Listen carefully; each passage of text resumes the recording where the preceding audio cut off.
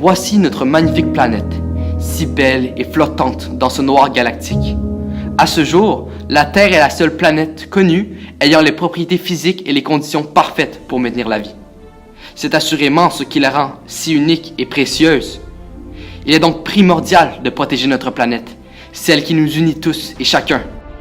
En effet, notre désir accablant de développer de nouvelles machines et technologies nous a poussés à faire un mal culminant à notre importante source de vie, notre planète.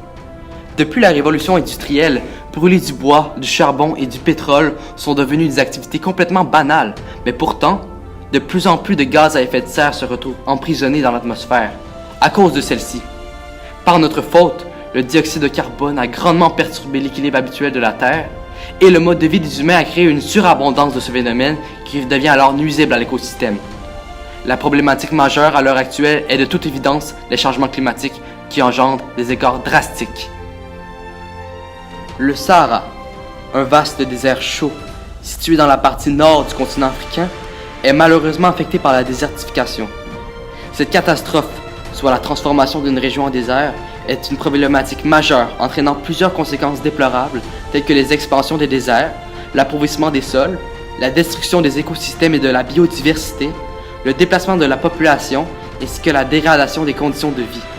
Également, ce phénomène extrêmement dommageable qu'est le réchauffement climatique provoquerait globalement davantage de sécheresse. Quatrième plus vaste étendue d'eau au monde en 1960, la mer Aral a vu sa superficie réduite de 50% en moins de 40 ans.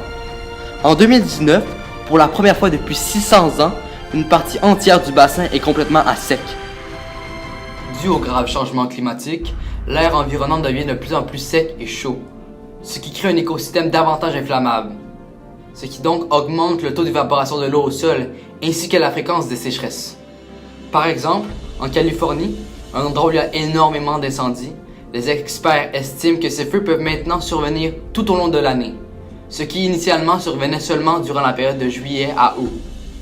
Les forêts sont de gigantesques puits de carbone, c'est-à-dire qu'elles stockent environ 45% de la réserve à l'échelle planétaire. Lorsqu'elles brûlent, une énorme partie du carbone est relâchée dans l'atmosphère, ce qui contribue ainsi au réchauffement climatique. Le Kilimandjaro, dans le nord-est de la Tanzanie, connu internationalement pour son sommet blanc qui surplombe la forêt tropicale, est en train de périr sous la chaleur du soleil. En effet, depuis les années 90, la situation s'est extrêmement aggravée. La diminution excessive de la chute des neiges, qui est une conséquence directement liée au réchauffement climatique, atténue considérablement la quantité de neige se trouvant au sommet du Kilimandjaro. Si nous ne changeons pas nos habitudes de vie malsaines maintenant, la calotte glaciaire devrait être complètement disparue d'ici 15 ans.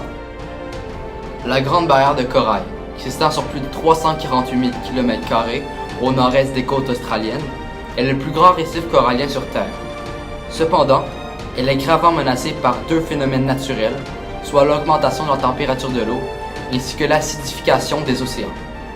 C'est en 2017 qu'un rapport du groupe d'experts intergouvernemental sur l'évolution du climat nous informait malheureusement d'une augmentation des températures de 2 degrés dans l'océan, où se situe la Grande Barrière de Corail. De plus, en 200 ans, le taux d'acidité a également augmenté de 26%, ce qui est énorme. Les phénomènes sont la cause de désastreuses conséquences.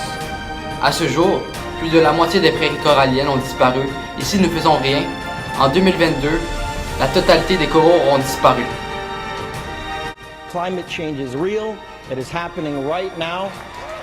It is the most urgent threat facing our entire species.